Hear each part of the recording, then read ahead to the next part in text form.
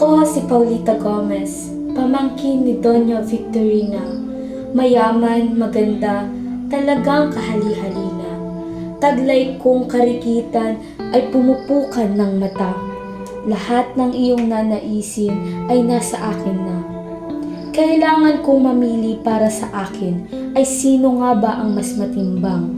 Si Isagani na aking tinatangi o si Juanito at ang kanyang salapi? Isagani, ikay nag-aalala. Hindi ba pwedeng ikay magtiwala na lamang na maayos din ang lahat? Tiya, kailangan ba lagi tayong sumunod sa sinasabi ng mga lipunan? Wala ba akong karapatan mamili ng ikakasaya ko? Hindi man matalino si Juanito, pero napapasaya niya ako.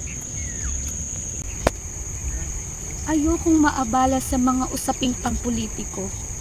Puro problema lang ang mga dala niyan. Sabi ni Tiya, masyado raw padalos-dalos si Isagani. Baka nga tama siya. Pagod na akong mamili sa pagitan ng pangarap o realidad. Marahil, ang pipiliin ko na lamang na buhay ay ang may kapanatagan. Ang gusto ko'y tahimik at maginhawang buhay, hindi yung puno ng argumento at sigawan. At sa huli, sila ang nagsasabi, ako ay tutungo sa altar, kaharap ay hindi ikaw.